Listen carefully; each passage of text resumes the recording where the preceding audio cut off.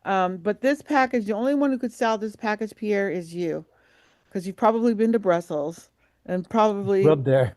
right, right. And so only somebody from Brussels could write something like this, and all these things. And for sync, it's hard because it's so specific. I went to Baltimore, Yeah, Maryland has these specific things. But I think as just a songwriter, if I was to see 5 or 10 videos, this is kind of stuff that people need in their daily feeds to have a good chuckle. We don't have, um, Spam-A-Lot and all those great comedies anymore. And we could certainly use a whiff of that. And I think if you just build yourself a catalog, people will come to you with this kind of stuff. Just make sure that you have, I put some money in to have someone do, an animated version of this or just some quirky version of this particular song. Because You I like the would laugh video? at that's one of those things that'd be on my feed. I'd watch the whole thing. All right. I'm like, is he really singing about this? And then boom, I'm stuck through the whole 3 minutes, and you got me. And then pretty soon your algorithm would have all your songs on my feed. And then if you're on my feed, you'd be on other music supervisors' feeds who then would say, hey, could you write me a song about this? Or hey, I'm working on a play that, you'd be that guy. I think in your particular case, if you did a lot of this, I think you are your own market. Just put it out there and let them come to you. Thank you. That's Because very your imagination is amazing. I You're appreciate almost like an adult Disney character. Okay, I'll take that as Really, a you are. compliment. Thank you. You are. You are, and you just, My you wife would question the adult part, but still, yeah. yeah, yeah, yeah. I mean, Thank you. That's very kind of you. I appreciate it. Have you ever yeah. heard the music from Hairspray? Oh yeah, same thing. He's a Broadway guy. It's about Baltimore. Yeah. That's the reason I mentioned it. you're It's right. the only other song I know about Baltimore. So Joanne, I've you recommend I do a video. Is that what you're saying? Like a Yeah, yeah. absolutely. If you have more, again, we don't have a lot of time, but if you have other songs like this that are sort of kind of sarcastic but yet fun, That's what I I do. mean, this is Comedy Central. You're your own Comedy Central, Adult Swim, whatever you want it to be. If you get this stuff animated, this could grow into something a lot bigger than you. I could just tell by your songwriting, you have a very big imagination, and you're very well spoken, and you write very well, the way you colored this song, like our fight song that we had earlier was very, I've been through this, we're going to get through this, rah, rah, rah, right?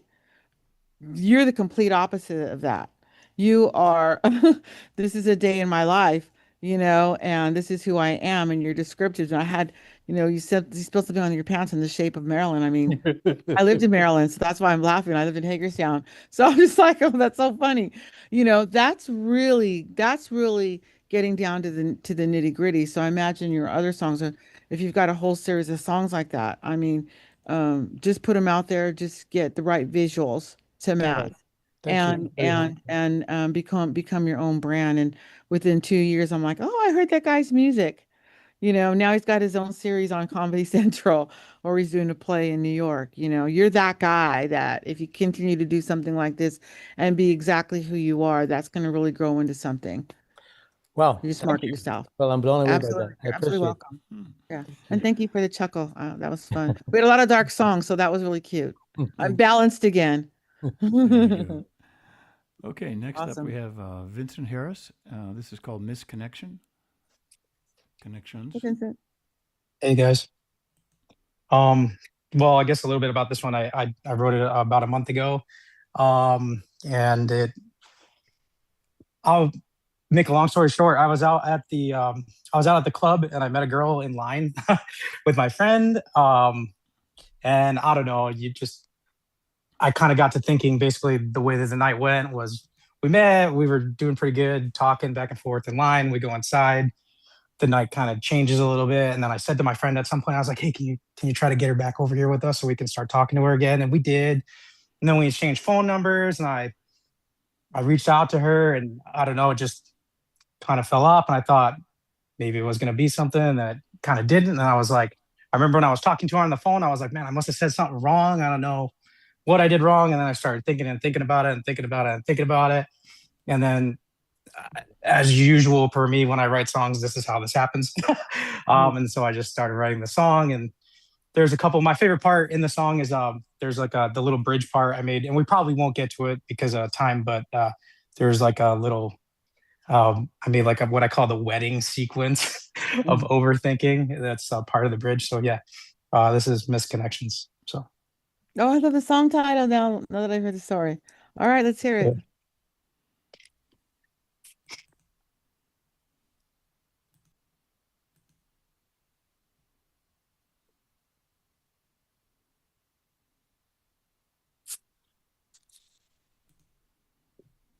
The double click again.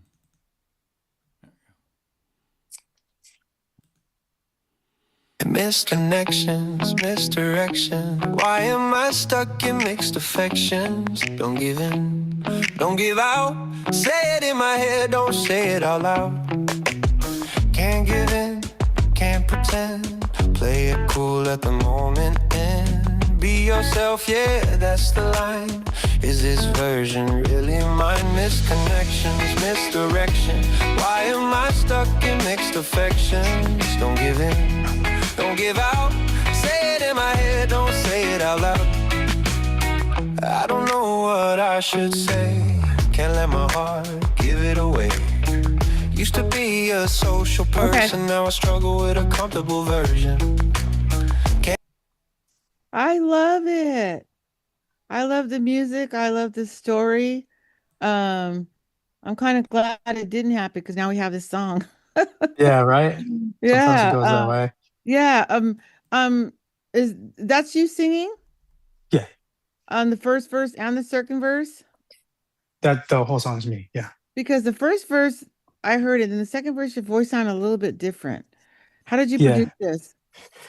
So Was there some sort of filtering going on or something? 'Cause yeah. It almost So sounded like a different guy, but the phrasing was the same. Like, it's the same guy, but his voice sounds different. yeah, I changed mics.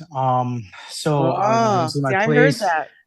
I don't know if you can see my place, but it's not really like I don't have like any unfortunately I don't Blanket? really have like a good space. Yeah, it's cool, but I don't Mm. have a good space. I used to have a place where I had a walk-in closet and I have like a bunch of equipment like U87, CL1B, Neve 1073, Manley reference C, and I tried to cut the first part of it with the Manley and I could tell it was like kind of tinny. So then Yeah. I switched to this guy, which it gives a little bit of a darker sound. You probably know this mic. It's the famous podcasting mic, I sure, have one of those, yeah. sure, I have that. SM7B. So it gets a little bit like of a darker sound, but it almost is like it adds a little bit of compression. And I use a lot of, like modern Yeah. techniques like pitch correction and whatever vocal sculpting.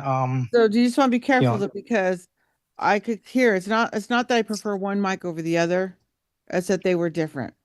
So yeah. I just need you to use the same mic on the same track, whichever one it is, because that's the first thing I heard. And I was like, oh, is that like his twin brother who's older? You know what I mean? My goal, Or, by 5 my goal, minutes. Yeah, but songwriting was great, and had I not caught that, I think it could have been already radio friendly. I really liked it a lot. I'm just ready to go. Cool. To be used for Thanks. could be used for a lot of things. So I want to sell that to T-Mobile or Verizon for sure, right? Right. Or something like that. Or like the middle of a Or rom-com where there's dissonance or or something. even like Kind of, I don't know. like sell it for like what they just built the Gold Line, which is like a rail system here, right? This connection, and then it's be like, that'll never happen to you if you buy, our Gold Line pass, right? I mean, Yeah. there's just all you guys. I never even thought of that. So, yeah, oh yeah. So you got to think misconnection, right? I was just thinking, I was like, I feel like no one's ever, has anybody ever written about that before? And I just started going. My boyfriend is a there it goes. commercial electrician. And he's Oh, always yeah. showing me these funny videos. I'm like, misconnection. He's showing me these boxes that he's taking apart, and they're just like, it's like you could just like I could put that song in the background of all of the fumbled Local advertising. yeah, misconnection. Yeah, all that That's kind of cool. stuff. Yeah. So there's a lot, just that misconnection could really be interpreted in a lot of ways for brands, a lot of ways for brands, The first one that came to mind, Yeah. like I said, probably was the phone lines, your calls dropped, You know, you had pretty imagine the video if we had, T-Mobile or Verizon or any one of these services where he meets the girl, he gives her a phone number, he calls her, and they start to get into her and he gives her her address and the call drops. You know, it's just like, Yeah, like the oh, old. there's so many ways it's good. And of course, your usual rom-coms and things like that. It's really cute. But just those one-liners are really good and it's very universal. It's cute, it's well delivered, you're the right person to sing it, it's got the right instrumentation, and it has all those wonderful things other than two different guys singing. I think if you hear it not But over a Zoom, it's a yeah, little bit yeah, more. The yeah, quality's a little bit better. So, yeah, but yeah. We Okay, just got well, to go back send me and the link. hmm yeah, I'll yeah, send it. yeah. Good stuff. I like that. Thanks, man. Very No uplifting. problem. And the story behind it is perfect too. Remember what I said when you guys put your songs out there on your websites, and you're releasing each song, talk about the song. If you're gonna about to release this on social media, talk about it first. That story needs to come out first, you know. So that story needs to come out first, right before it's like, if you're doing your TikTok, I wrote the song, but before you say, I met a girl standing in line, I got to know her, I got her number, and then all of a sudden I never heard back from her, and I wrote the song. And then just play it. Boom, boom, boom. Just get that in there and go with it. I think it'll do you justice. A lot of people have that's happened to. So you want them to connect with your experience. That's where you're going to get your fan base from. I'm sure you're not the only guy on this whole planet that's happened to. Yeah. Yeah. Or So, girl. yeah. Yeah. And you can say, like, if I like, apparently I'm in the club of, I meet somebody, I give my phone number and it doesn't turn into anything new. If you want to be part of, I go, if you've been part of this club, listen to my song and let me know, what you think or whatever, different ways to approach it. So, all right, my Okay. friend. Very good. I like that. Thank you. Cool. Next up, we have Dave Clausen. It's called Longing for the Rain. Hey, Dave. Hey, Joanne. Your hair's getting longer and longer every time I see you. Yeah, I cut it off every now and then, Still longer than mine. All Yeah, right. You got your Fender shirt on, so let's see what we're going to hear from you today. ballad. Okay. Let's go. We haven't had a ballad today. Let's do it.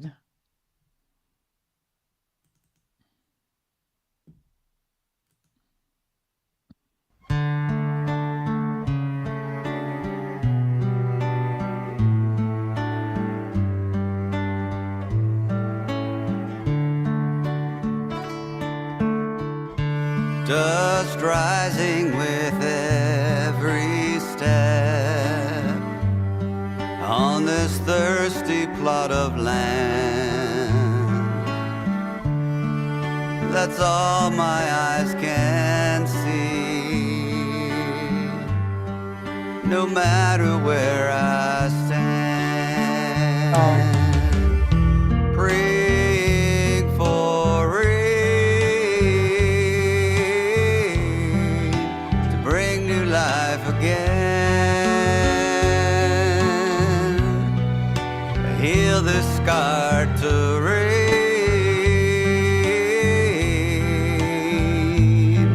I am longing for the rain.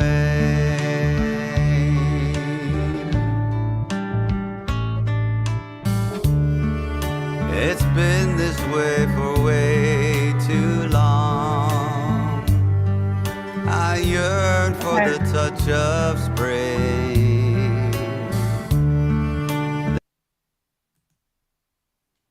Very good, Dave. Nice job.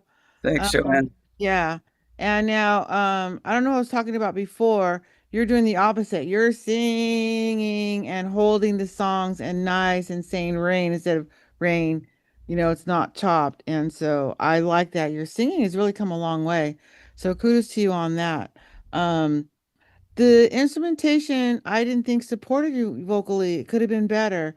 I think it was the right genre, kind of adult contemporary. But I think the guitar almost sounded like a harp or something. I would have liked to heard more modern instruments um instead of the soft guitar. I'm thinking in my head, trying to think of somebody modern. I'd have to think about that. But I think that the music didn't give you enough forward motion or pitch. I think it was okay as far as chord structure where it was at when the instruments came in. I just didn't think it had enough fairy dust around your vocals. Probably would gonna if I had it, I would take it in the studio and add some more instruments to it, maybe a little electrical guitar, sort of adult contemporary. Add more instruments to really support your vocals. I have to rework that. But as far as songs and story and delivery, and then something in the chorus, I like the way you vocally ended it. I just don't know if it was enough to stick if I were to play it once or twice. Um, because I didn't have the repeating line. Again, I wish we had an hour to go over your song, but we don't. But from what I heard, I liked it. I think it would just need a little more tweaks to land the chorus a little bit stronger because you tend to sing like this and it goes like this, which is fine, but also you do the same thing in the chorus. So they need to be separated or not out a little bit more. And if vocally you sing in the same area, then we've got to rely on the instruments to do a little bit more separation or punchiness, like, bum bum bum. We're into a different section because of the verse does sound very similar in its cadence, in its vocal delivery to the verse and the chorus. So that's why I need a little more changes in the instrumentation and what's happening with the production to land the chorus stronger, for sure. Because the chorus could almost also just be another verse. I was reading it on paper. What I'd like to do if I took that song was to go back and hear it without the paper. So I didn't know that I was out the verse to see, okay, am I hearing it separate enough and is it landing hard enough? So it's something I'd be thinking about for sure. Okay. Thanks, Awesome. Joanne. Good job. Thank you. Thank you. Okay, next up we have Mike Hiscox, and Hi. this is called Can you hear me? New Ashes. Yes. Hi, Or Mike. no, We can hear Ashes, you. Hi, sorry. Joanne. I always learn so much from you. I'm kind of a hobbyist, but this song that I'm going to present, it was written from real life. I spread my wife's ashes in Sequoia National Park a couple of years ago. Then a year after, I went back and I couldn't find the spot. And I was beating myself up about that. But then I wrote this song kind of when I thought about what she would say to me about trying to go back and find the ashes. So that's it. The Oh, I production, love that. yeah, the production is very much demo. I usually perform it just with guitar, kind of John Prine style, folksy wisdom is what I'm going for. But I thought I would do a full-blown production, which started country, and then I said, "Oh, Joanne likes bluegrass, so I'll turn it into a bluegrass." So it's kind of a jumble and a mess. But All right. And just, here we go. I fell into bluegrass, by the way. I Yes. have a blues artist, I have a pop artist, and I worked in every genre. It just this LA band that just took off is just bluegrass. Then I met other bluegrassers and they asked for some help and I said, "Well, don't you know how to do this and how do you do that?" And they said no. And I wrote this book, Career Oh yeah, Picker. yeah. Music Business for Bluegrass, which is basically bluegrass, but I use Dolly instead of Led Zeppelin, Yeah. in some of the Cool. examples, and so I fell into that. But I do work in all genres, but most of the bands that I manage are Americana, outlaw country, blues. I do have a pop artist. It's just my main big four moneymakers are bluegrass. Okay. But thank you for thinking about me on that. Because for film and TV, I get requests for all styles of music. Uh-huh. Here we go.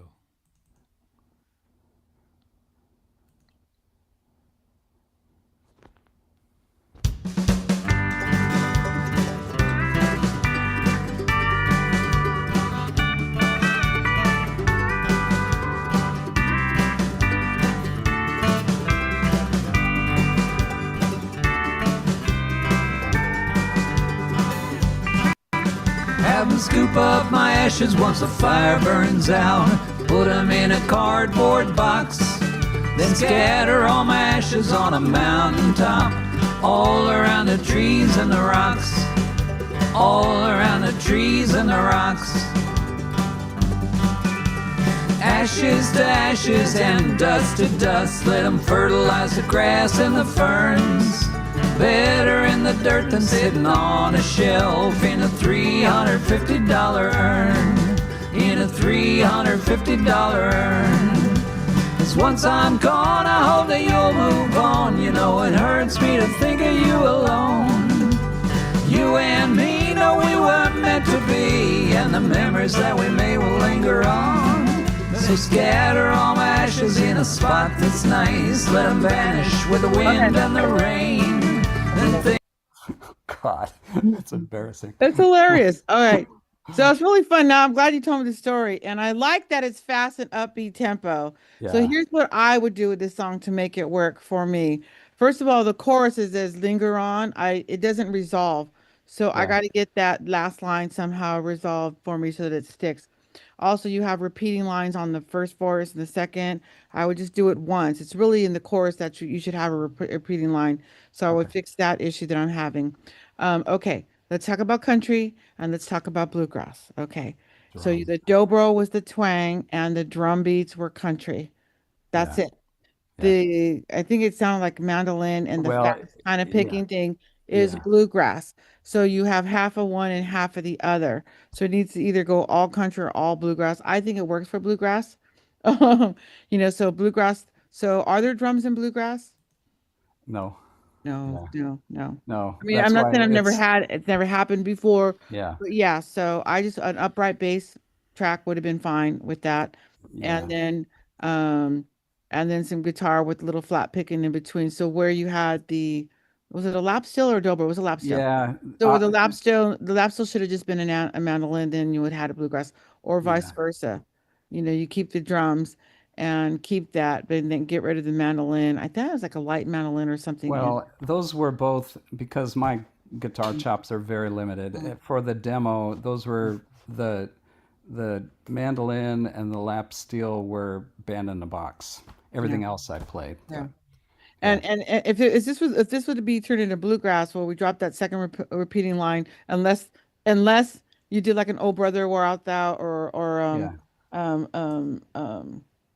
"In Constant Sorrow," that Yeah. song, Yeah. Constant Sorrow, where they say, what's the line where they repeat it, where the band repeats it behind them?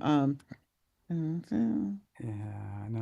I know the song. So so on some of the verses the band repeats the line behind him. So in that case, then I might want to leave in that extra line, well, I'm trying to think of the line. Anyways, but you know what I'm talking about. So they'll sing, and Yeah. then in certain parts of the song gets repeated by the band behind them. They all come in the single mic thing. In that case, it's funny. And then it's a quirky, funny song, so I really like it. So it would be the vocal singing with the mandolin and the upright bass playing, and Yeah. then the verse would all be kicked up, and everybody sings because that's kind of traditional in the 4-part harmonies. It works both. It works that way as well. I think it's fun. I like that you did that. It wasn't dark like what I thought it was going to be, Yeah. I Yeah. thought, Yeah. how's this going to come out? It was kind of fun and uplifting, and I almost felt like your wife had a really good sense of humor. Well, she Yeah. did, and she was a Yeah. classical pianist. She was not a Yeah. hillbilly at all, but Yeah. she Yeah. loved country music, and her big thing Yeah. was "Don't be all gloomy, move on." Yeah, So exactly. That's kind of yeah. what I got coming Yeah. through. I think she came through you in that one for Yeah. sure. Yeah. Thanks. But that's funny, and that you were on the right mode. I would just pick a lane on that one. Clean it up. Yeah. I think Thanks. Water Tower would knock that out of the park. Yeah, a water tower, just yeah. Yeah, Water tower, do it. pitch to him. Yeah, I should for sure. That's pretty funny. Thank you. Yay. Okay. Thank you, Mike. Okay, next we have Charlie Flora. Hey, Charlie. It's called "Come Back, Sweet Love." Okay, is it about love that you lost by any chance? And then you want it to come back? Let's see here. Okay, your mic's off, but Oh yeah, that was maybe not the most original title, but yeah, it's just a typical sort of breakup song.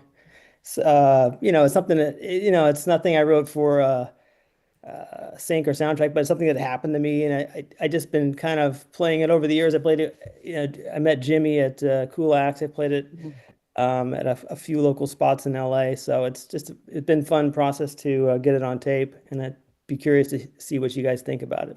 awesome. All right, put your branding your branding caps on, everybody. What's the title track again? Come Back Sweet Love. Okay. This would be good for a toothpaste commercial.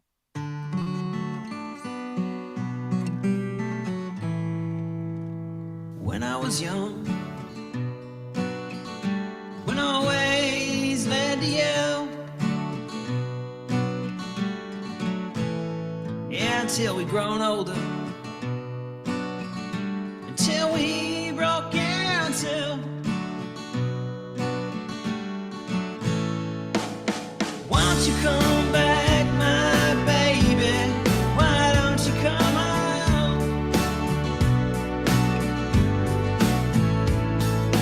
Why don't you come back, sweet love? 'Cause it's not the same without you anymore. Even the coffee tastes bad. Yeah, the news is so slow.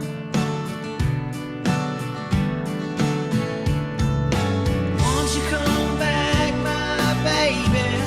Why don't you come home? Okay, that's good. Good job, especially on the chorus. Won't you come back, baby? Won't you come back? Yeah, it's Okay. pretty simple, right? Yeah, it's very simple. It's almost too simple. Um, you know what? It reminds me of a song. The instrumentation reminds me of a song by Water Tower called Scante Warrior. Okay. And you kind of got to listen to the music. If you were to take the storyline out of it, listen to Scante Warrior by Water Tower. Um, the music is there. It Okay. needs to be produced more, but the music is there.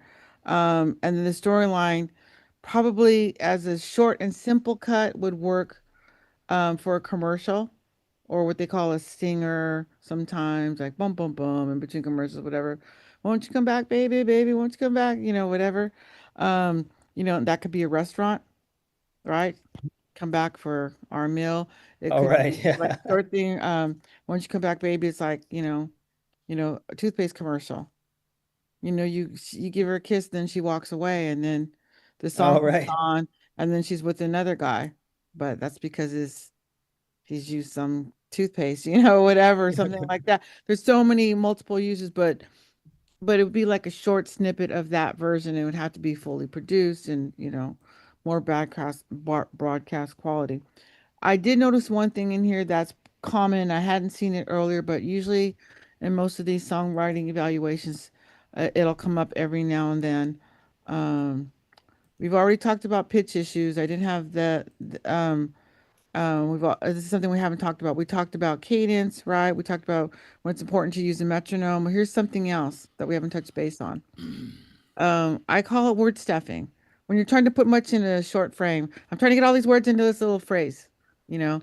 Once you come back, like trying to get it in there. So word stuffing. So you got to shorten it up or lengthen it out or write it in another line to get the whole thing in. So you don't want to do too much word stuffing. So Okay. practicing singing with a metronome is going to help you to get that cadence better, Okay. right? And writing your charts out. I'm here in C, these four measures are C, the bridge is D. I go in here, two measures this, and that, write your charts out, and then put your words where they go, where the chords change. If you do that exercise, you're going to think, oh gosh, this is not quite fitting.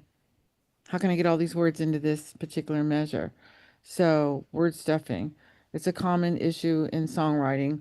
And sometimes we just need to remember, like I really wanted to take you out tonight instead of I wanted to take you out. You shorten it, but now it fits better. I wanted to Right. take you out. So I really wanted to take you out tonight. It doesn't see the difference. And Yeah. you've got a heartbeat going, so it's got to match with the heartbeat of the song. If it doesn't, and you're word stuffing, then it's hard for us as listeners to grab onto the message. So sometimes you can say it with less, or it's like, I thought about taking you out. I really wanted to see you tonight. So that's like two phrases long to get the same message out.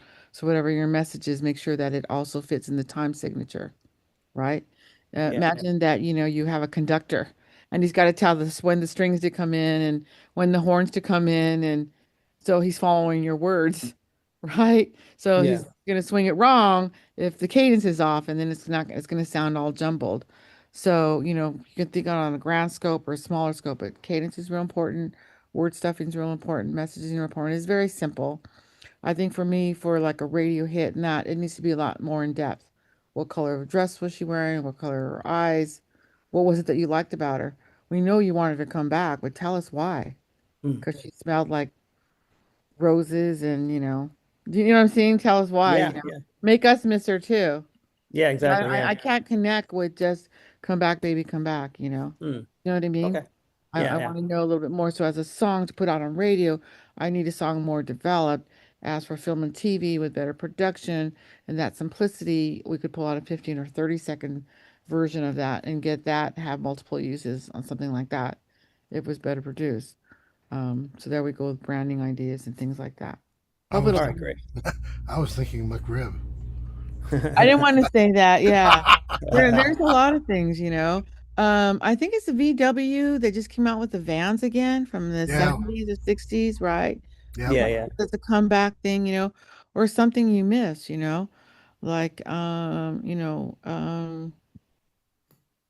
maybe we miss phones on the wall because our signals are always dropping. And at least when you're wired in, we got, we never got cut off from an important conversation, right? Just different things, you know. So comeback could mean anything, could mean a lot of things. Awesome. Yeah. Good advice. Thanks very much. You're welcome. Thank you. Okay, this excuse me. This is the last one. This is mine, and the genesis of this is when I was long ago when I was a sales rep, and I used to call on research labs in universities, and so I was on this college campus, and so I was kind of writing about all the younger people around me. I was in my early 30s, and they looked so young. So it came out as kind of a coming of age song. So this is called Letters Tell. Coming of age songs. A lot of film and TV placements for coming of age songs.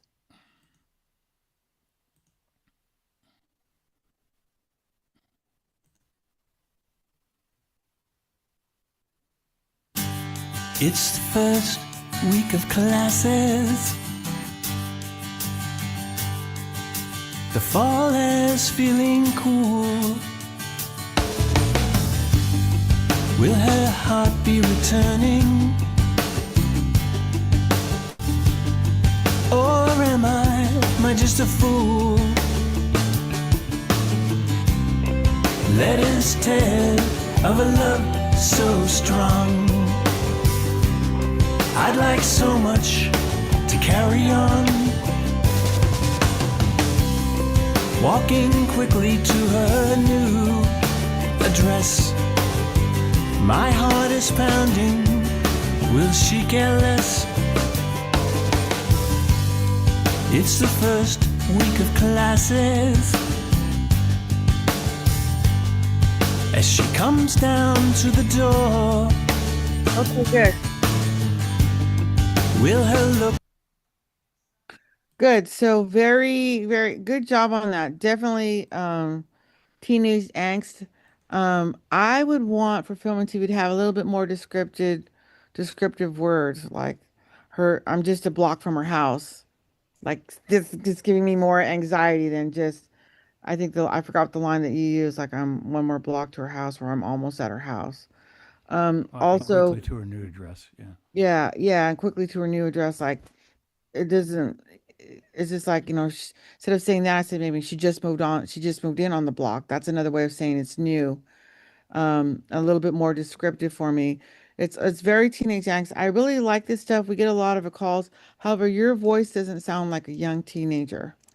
So I would get somebody young to cover this song and to get this for a teenage angst song. Other than that, I like it. It has a lot of potential. Um, it has a lot of potential for, like I said, film and TV.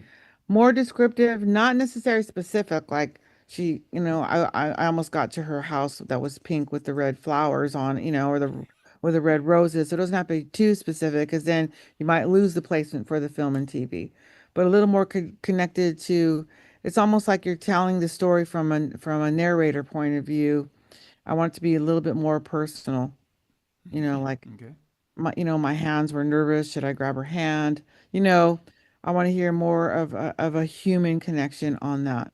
Yeah, Um, there's more of that in the bridge, but you didn't get to hear that yeah. part. Yeah. And normally we don't, and normally music supervisors don't go that far either. Yeah. They got to connect in the beginning. I get that a lot. But wait, on the last verse, I'm like, we don't buy and sell music based on the last verse. It's got to be really stellar from front end to back end. For sure. For sure, for sure, for sure. Now, that being said, if we took that song and it had a killer bridge, or it had a killer last verse, or it had a killer solo, what I tell all the artists and songwriters and bands, look, when you're going into the studio, like if you took that song or any of your other songs and it had a really cool section, tip your engineer an extra $100 or whatever to say, hey, you see that section here? Can you pull it out? And can we turn this into a 15-second cue or a 30-second cue or 60 seconds? Because then you can repurpose it for film and TV. So when you're watching TV, when you're seeing the NFL scores go up and they're showing 15 seconds, you can roll that piece or that clip. If it's high energy or extreme sports, right? Or that certain section is really good because a lot of times you could have something, so you could have your song, which would be their whole song that Steven's released on all of his social medias and is getting streaming, you know, in good adult contemporary. But then he could have extracted that really cool section on the back end and repurposed that and pitched it to music libraries who could then insert that particular segment that's going to have way more multiple uses. So it's called repurposing your music, right? So you can have multiple purposes for the one thing. So don't think because your favorite part is in the front, the middle, the end, or the guitar solo. You can also do one other thing when you're done with your track, have them give you a couple extra versions of the same song without the vocal. Because have that that. music, yeah, that music, even without the vocal, and we take out the teenage angst, it's just really cool and it's really manual, really like the music was very visual. Like I could see that matched up with something very visual, like somebody's artwork in an art museum, right? It's just kind of flowy, it's very flowy. It could be in different scenes where somebody's driving down the road, you know, or just somebody's sitting there eating a bowl of soup in a restaurant by themselves, wondering what they're going to do or where they're going to stay the next night, or somebody's, you know, book or whatever. There's just so many things for just instrumental. So also remember to that there's also alternative ways to repurpose your music with instrumental, and you get paid the same whether you're singing on it or not. If you wrote it, you wrote it, right? Yep. You're gonna get paid the same as far, you know, as a placement, whether it's with your vocal or without your vocal. You know, and then if you're a type of person like Pierre, who's probably getting really hard to match in a song because it's so word specific. But what if we took his words out and just had the music? It'd be fun, it would be uplifting, it would be quirky. We could put it in cartoons, right? We could put it in all kinds of ad and campaigns, right? Because but with those lyrics, it would be too hard. So if he had all the instrumental versions, he can have his own channel where he's just spitting out these cartoons with his, you know, it's just like watching a Saturday Night Live channel with all his songs, right? But then having the music given to a music library and just have all these other placements going on. And we're going to tag with uplifting, with comedic, with a lot of forward motion, fun, you know, all those things to go along with it. And then we have multiple uses for the same song. So that's how I go that. It's hard to cover when I can't get to those sections of those songs in this amount of time. But hopefully I've given you some ideas as to think about your music in other ways, think about brands, thinking about researching, you know, multiple uses of your song other than just traditional radio and, you know, getting played on Spotify. Any questions? Do we have more? Or if not, I'd love to take questions. That's it. What you guys think out of your box? There's still a couple that you didn't play, Steve, Really? because they're not here. Did you want to do those or? No, Okay. No, we got everybody. Yeah. Just All right. see Anybody have any specific or non-specific or general questions? I'm here. I'm usually $100 an hour. You got me free. I have a question. Go ahead, Nate. Yeah, so I'm still kind of forming the question in my mind as I'm asking you. But you asked me what artists I imagine like could, relate to the sound of my song and like who else I could kind of hear on that track. Mm-mm. And I'm wondering as like early stage songwriter and producer, is that something you think I should, have in the back of my mind before writing a song? Like, is this something, a mainstream artist like sounds similar to? Because I'm torn between the idea of like, sticking with my own voice and like letting my own voice become its own brand and then like seeing who wants to like, collaborate with me as my own voice. So I guess my question is, should I focus on like trying to create a sound that more people can relate to as an early stage songwriter and producer, Well, if you that makes always sense? Well, you always want to be yourself. So you don't want Right. to write for what you think other people want or might buy. Never do that. Exactly. You Yeah. want to be true to yourself. Okay. Hmm. But you also have to be true to the art and the art form. And what I mean by that is, look, if you're a singer and you write lyrics and you're good at that, then accept that that's what you're good at and that you can sing your own songs. There's no rule that says everybody who writes a song should be singing your own songs. I have people that are insist on singing their own songs and it's hurting them because they're great songs, but if they had the right singer or a better singer, a singer who Yeah. could sing in pitch or a female and they're male, whatever the issue is, then they're selling themselves short and making it harder to turn that dollar and Right. get the music out there. All right, you can sing and you can write lyrics. Okay. But are you a musician? Are you a producer? Because right now you're self-producing. Have you produced other people's records? Have you produced in other people's genres? Do you play multiple instruments? Because those are all skill sets that any one of you may or may not have. Okay. So if you don't have them, you still have to they still have to come with some appreciation. Like I'm not a Hmm. drummer, so therefore I shouldn't be drumming. I haven't drummed for a year. I don't play guitar, therefore are you using electronic instruments because you don't? Because maybe your voice would be better with real instruments, because I think real instruments and acoustic instruments for your type of voice will help support you vocally.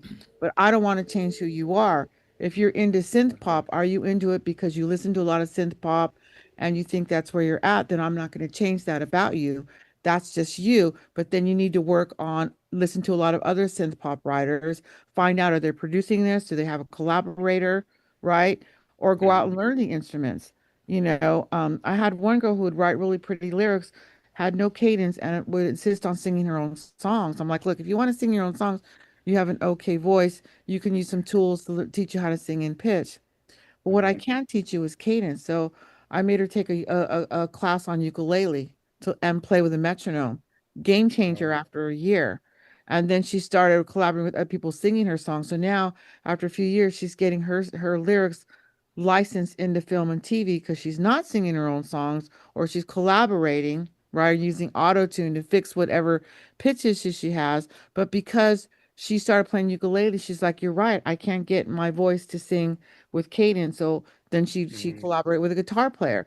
So you can't overlook how important it is what a producer's job is. And if you're going to be a self-produced, learn the art of production, take production classes, go to production associations, listen to a lot of other people's music so that you can fine tune what you're doing. One of the things that I noticed with songwriters is you're not listening to other songwriters that are making money in today's market. I'll get somebody who goes, yeah, man, I sing just like Linda Ronstadt. I sing like Joe Walsh. I sing like Bob Dylan. Okay. Those people can't walk in and cut a deal in today's market. It's not 1970 or Hmm. 1974, and the songs aren't I was going to say politically charged, but kind of are politically charged. But I mean, we had the Vietnam War and there's certain activities going on. So it's all about the messaging. Okay, now it's not all about the messaging. There are too many tools so that you can sing and write and perform. And now you're competing with AI who's doing things flawlessly. So if you're going to sing your own songs, that's great. But if you're going to sing and produce your own songs, you got to be able to task that. If you're going to do electronic music, you got to learn about filters and white noise and how all of those things go about it. So it really would take like a one-on-one. Like, do you really want to be a sync because you're really good with with those instruments, or it's because that's the instrument that's in your dorm room that you can write songs with? So, it's going to have a different answer as to how you want to go. And you can do, and there's another thing is you can just test your market. Let's do one with synth pop, but maybe collaborate with somebody and send them the vocals and then see what they deliver back to you. And then maybe do with a songwriter or an acoustic band or a full rock band and have you come in and have the same song done three different ways and sort I of like test that your idea. Yeah. market, so there's not a right or wrong, which you got to discover yourself. But if you can sing, I've discovered you can sing and you're emotional, and I'm more connected to hearing your voice and hearing you are than having it covered up with all that stuff. And the way I'm hearing the placement in where you're putting your keyboards and all the instruments, it's not aligning with song structure, which is telling me I'm not sure you're aware of song structure. Verse, chorus. In electronic music and in drum and bass, there's a certain way, two-thirds, and then it's the drop. So there's different multi styles of genres that work. And they're not working because, oh, I gotta fit this mathematical pattern. If I want this song to work, I got to become something I'm not or fit a mold. Okay. That's not why you have to understand that. Why you have to understand that is the way the human brain thinks and connects with your music, right? The more connections you make, the more sales you make. The more hooks that transfer into another person's human body, the more sales you're going to get, the more you communicate your messaging to them. So, that being said, there are certain strong structures. If you're singing all the way through a song, verse, chorus, and there's no break, and there's no verse, and there's no chorus, and there's no repeating hook, nobody in this room is going to connect to the song. If you're not leaving space in between the verse and the chorus, if you're not doing a walk up or a walk down or a little bum bum bum, psh, then here we're in the seconds. You're separating your things. Songs are stories, and there is structure in song. Okay, and so the human body connects in certain styles of music with certain structure. So if you're doing EDM, it's going to be a buildup, and then all of a sudden the big drops are going to come in. If you're doing house, it's certainly a mellow, kind of transient, sort of drum beat. If you're doing trap and hip hop, it's gonna, there's a certain beat for trap. And so those people who like that style will gravitate to that thing. But it's because it's working with their human bounce or their human rhythm. If you're just putting a bunch of stuff out there that's kind of unorganized, then our brain is cannot organize it for you. But if you put something out there that's more organized, we're going to be able to connect and communicate with what your messaging is, right? So if you're singing your song and you've got this really good vocal and I'm getting really close into your vibe, into your soul, and it's out midway through the song, this drum track comes on, it's a distraction. It's not an add-on and it's not playing a supportive role. If it came on and went bump, bump, bump, and then your voice came in, I would hear it, right? So it's setting up and it's lifting up. So you got to study song structure. So the way to do that is try to find not the exact person that you like, but songs that you like, maybe vocals that you think you like, and the styles that you like, and listen to what they're doing, and then take the song apart mathematically. Find a song that you think your songwriting is similar to, and go, okay, write down all the instruments, write down the sections, write down the seconds. This song's 4 minutes and 48 seconds. How long does it take to get to the intro? When does the singing come in? When does singing stop? When does singing start again? When does the singing stop? What's happening in between singing? What's happening in between the verse? Is there a solo? Is there not a solo? How do they outro it? So mathematically, like a car, take the parts out and then put it back together. Construct and deconstruct songs. That's going to build your way to deliver your message in your own way. Do I need a pre-chorus? Maybe you do, maybe you don't. Do I need a solo? Maybe you do, maybe you don't. But if you haven't constructed and deconstructed a lot of music or other people's music, um, um, then you're not going to know what part communicates best with the listener who doesn't play instruments, right? And they don't write songs. So they don't know that they need to wait until the bridge because that's going to be their favorite part. They're just going to hear it, and then in this time of TikTok and social media, it's going to go pass, pass, pass, pass. You Right. know, they're looking for Yeah. that fast thing. So don't bypass the other jobs in producing music. That's really important. Don't Okay, bypass thank it. you. Yeah. Yeah, Hopefully that Thank you. I kind of answered a appreciate that. lot for all of you. yeah, one Thank you. comment. If you're going to be if you want to be an artist, ask yourself a simple question: how many nights per month am I performing live?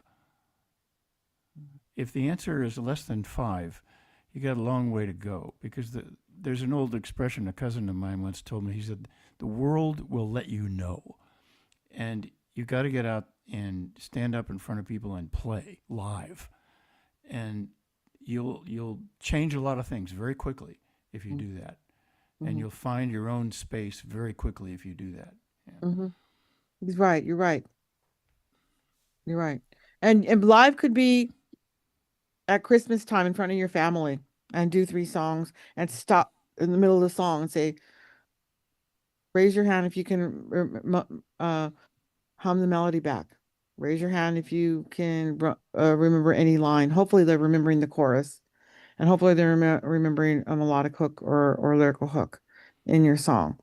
Okay. So live could just be in front of new people all the time. If you're in camping with your friends, if you're doing this, play this, and then get the different answers and then put them together. So you still, live doesn't mean you have to have a paid gig all the time. It just means you have to be in front of people, play the song, and then figure out which song of the 3 was the strongest. You only need one really good song first. One really good song is way better than 20 that all have the same bad issues. It doesn't have forward motion. The instrument is not supporting the vocal. The production quality is poor. It's just like one really good song, right? Don't you wish y'all wrote Santa Claus is Coming to Town and had all those royalties? Just on the marching band music alone, you could buy an island, you know? So again, don't and consult with people that buy and sell music. Talk to people that buy and sell music in today's market, not somebody that wrote a hit one time in 1970. Yeah, I mean, you can go to open mics 7 nights a week. I mean, there's a lot of open mics around, so and those are free, basically. Or you get the video at Kulak's. Get a video at There you Kulak's. go. Yeah, test your audience. I was just wondering, what kind of songs do you need the most, or do you get asked for the most? Well, I do a lot of stuff in like Hallmark, Oxygen Channel, like the Family Channel. Those are kind of easy because, as we stated before, and if you haven't heard me say this for the last 20 years, I'll say it now. Piano and acoustic guitar with the high vocal, male or female, works really well and is easy to place. So, and then, but the way my music comes in is like, I need a song. I need a song that has the word blue and sky or eyes in it, and it needs to be 100, and it needs to be between 90 to 100 BPMs. Can't be faster or slower, and could have a male or female vocal, and it has to be pop or country or whatever. I'm like, okay, and then it turns out, it's for it's going to be for a commercial for like Warby Parker, which is the eyeglass company, right? Right? That's like a real case scenario. So they want something that has clouds or the word eyes, and they want it to be soft, but they don't want it to be too slow. So it's going to go in the background of that commercial. So they come in really weird. We want something that sounds awful, that sounds bad, that's really quirky. Like that happened a long time ago, and the music got into the South Park movie. So, I get all kinds of things, and so sometimes they just lean on me specifically because I need something that sounds like Son Jarocho music, but in English. I'm like, okay, so we get all kinds of things, but mostly singer-songwriter. Right now it's Christmas season. Sometimes it's very specific. Sometimes it's what we call on spec. Do you know anybody could write a song, turn it over in 3 days, and here's 3 samples? If you're looking at things like Broad Jams, Music Submit, I think Airplay Direct. I don't know, Airplay Direct. I forget. I have a whole list of them, but if there's services that you can sign up and link to and pay a fee, they all have a paragraph. You have to understand how to read those paragraphs and how to submit. You might be able to turn around and write something in 3 days, or they'll give you 30 days. And what they'll do is they'll put a sample of 3 artists. We need a song that sounds like you too, or we need a song that sounds like the Black Crowes, or we're looking for something R&B, and then I'll send you three, or we're looking for some indie pop, like Imagine Dragons, and they'll have three songs, and you can listen to them and go, oh yeah, no, that's not what I do, or yeah, I can nail that. So along with these listings for music will have some of that in there. But if you're not listening to music in your genre, you're not even going to know that. You're going to submit something that was totally wrong, and you just wasted your $20 for the submission. But You mostly know, acoustic piano and guitar with a high vocal. high vocal work a lot. I got a lot of that like on Disney stuff. Yeah. Yeah, Okay. and ask me why. Why, Joanne? Why does that Why? work better? Why does that work better? Okay, so now because I'm going to turn you into film people. In a scene, when there's dialogue or action happening, we can't have a loud guitar or heavy drums, right? Piano, guitar, and a high vocal will be complementary to the scene and run in the background and not overpower the scene. But we're syncing this to something, right? We're singing it to something. So that's why those tend to work more, simply because it's your music is not used as a scene, right? It's just used to enhance what the storyline is, right? So sonically, it makes sense. What if you had Van Halen's Eruption? That's all guitar going through a scene. It's not going to work, unless they're at a concert scene or something. Just all that heavy guitar and that crazy stuff is not going to work. However, that would work for extreme sports clips, for, the world skateboard champion or snowboard champion. Then that kind of stuff and that high energy stuff works good. But we don't get a lot of that. And usually we tend to use clips and a lot of production music versus singing. But you guys are watching TV all the time. You're watching film all the time. I had somebody sent me a song about beer and they wanted me to pitch it on a beer commercial. I'm like, name me one commercial where you hear they mention in the song the word beer. They don't talk about beer. Beer's alcohol. They want the song to be about feeling good and you're at the beach and this drink our beer and it's going to taste like you're at the beach. So they want reggae music. They want feel good music. They don't want a song that says buy our beer, drink our beer, I like beer. Let's go get some beer. Like it doesn't work. If you ever watched um um not Breaking Bad. Breaking Bad doesn't have songs about drugs in it. It has moods. If you watch, what's the one about the zombies? Come on, you guys, help me out here. They never have songs in there about zombies or eating people. It's all very mood driven. Gosh, what is the name of that movie? Walking Dead. Walking Dead, that whole series, right? If you listen to, it just tells me you're not listening. If you're sending me songs about zombies and it's got zombies in it, then it's telling me you're not paying attention to film and TV. You will not hear a song about a zombie. You might hear a hunger song. You might hear a song that will be alarming, or intense, but you're not going to hear a song about a zombie. That's just too cliche. You don't do that. Watch the music in Breaking Bad. Watch the music in Landman. Watch the popular shows and see what they're using for film and TV. That's where you're going to get your ideas. There's even a website that has all the popular TV shows on Netflix and Hulu and all that. You can pull up um, the music cue sheet for all the songs that are in there and you can listen to it. And you're gonna find out how far you off from when I first started doing this, how far off I was. Like, oh, this would be good for that. I'm like, wait a minute, they don't even talk about that. They're using rock music for this country film. It's weird. So you got to really pay attention to all the types of music you're around there, and get ideas from that, and who to pitch. So you got to do your homework. Thanks. I forgot that. Good. Anything else? I don't know how we are on time. Are we good? Probably should be close to wrapping it up. Maybe one more. And one more question, anyone? I don't have a question, but I just want to introduce myself to you, Joanne.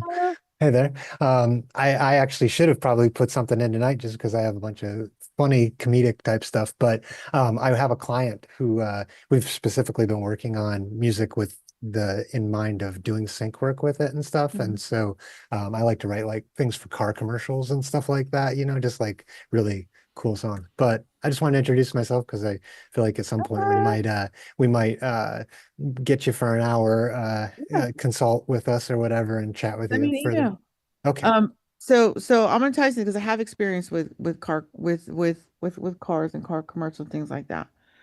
Almost all of those types of commercials that you're talking about, first of all, they have ad agencies sometimes find it, sometimes yeah, they go to ad agencies, whatever, but almost all the time it's music on spec because they'll Mhm. send you the Okay. footage Yeah. and then you write it. You can't Mhm. pre-write music. Mhm. My son has songs for Mazda, I think Mhm. Mazda was a Mazda series or things like that. So they tell you and then you write. That's usually how that goes. Got it. I'd Okay. say 95% of the Yeah. time. That being said, what you're doing is if you're writing instrumental and or music for um for what they call production. So songs for songwriters that are putting music out there in full songs and traditional songs as we know them, that's called songs or songwriting, film and TV, where they just put a song. And then there's music supervision, which is the underbed music and the tension and the bum bum bum, Yep. all that kind of stuff, production music. Mhm. There's a lot going on in that, but you have to have quantity and Right. understand, cue, underbed, stinger, right? Mhm. 30 seconds, 10 seconds, because right, podcasts, intros are 30 seconds, commercials 30 seconds, 15 seconds, Mhm. you know, doing the NFL scores at the end of the news, 10 seconds, and all the scores come out to see if your team won or lost, all Mhm. that kind of stuff. So it's a whole specific category for production music. But I do notice in car commercials, I think what he did was it's like one was called Top Down, things like that. And they tend to have mostly music with like with cars will be like cool breeze. Yeah, yeah, that's the kind of like that's Like my just I don't know why that's I it. just There's get no really verses, there's yeah, no yeah, no, chorus. that's what It's we're a kind of whole doing. specific thing. I should send you if we talk, I'll send you Okay, samples of that would be commercials great. that we did from us just so you can see how that world I don't know spins. if they're specifically for cars, but Yeah, I just yeah. always get that vibe when I'm writing stuff Bit all sometimes. that. Yeah. I do want to mention for those in film and TV too, if you're getting your instrumentals and you're trying to submit to music libraries, things like that, to make sure that you understand mood swings and help them to help themselves. This is be great for a car commercial. This is be great for a lipstick or for cosmetics. This is great. This is organic, family, bread, right? Juices, right? Baby products, like wholesome. You also want to use these descriptors in your words when you get into your instrumental music and help them to help them. So it's a whole category. And there's another category too, which is video games. There's specific instructions on how to write and layer for video games, which is can be very fruitful as well. And then there's a lot of just full songs that make it to video games. I'll go to some of the Guild of Music Supervisors, and they have people that are doing music stars for film and TV are also doing stuff for FIFA and all of these great things. And they're putting, classic rock and Eagles and Linda Ronstadt and music from the 40s and all these different songs on there too. So if you have songs that are just don't have a home, they can maybe sometimes find a home if you work with an agent that does film and TV, or you can specifically write if you're good with synthesizers, perhaps do some synth layering and things like that. So there's multiple areas that you can make quite a bit of money with music in film and in video games without leaving your house and raising your kids and keeping your day job until it becomes lucrative. You don't just have to tour everything. All right, so email me if you want. I do a discount when you guys book within 2 weeks. Musicbizgal@yahoo.com. And Mention SongNet. Yep. I always mention SongNet in the subtitle. Met you at SongNet last night or whatever. And then we'll take the conversation from there. Yep. And also one other thing that I'd like to do too in the realm of sync is that remember that there are also a lot of people like yourself on the film side. Like when I'd go to first time I went to AFM, it was pretty crazy. American Film Institute, AFI rather.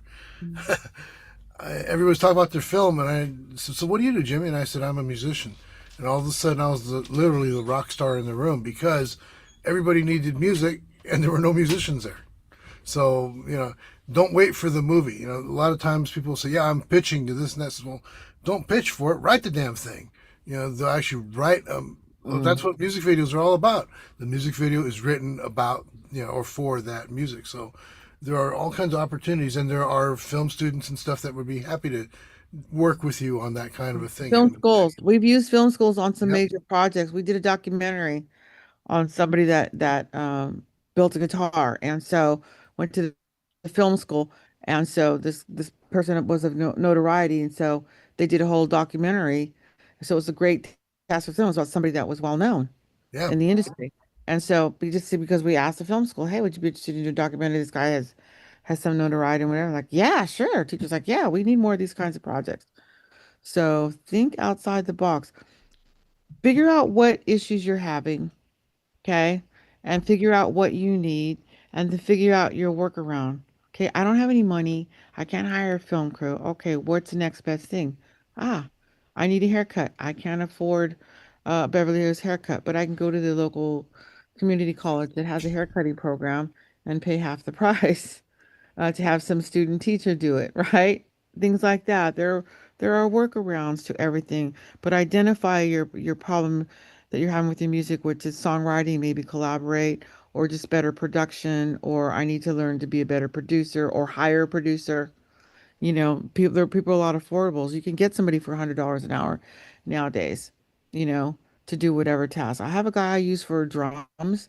He used to be a drummer for Los Lobos, about $100 an hour. And within 1 hour, he'll give me 3 versions of tracks, and I'll go, which drum track did you like for your art? I mean, I'd send him videos. I'm like, well, my artist likes this style, and this style, and within an hour, you know, he's given me 3 versions, and she picks one and we're done. Next.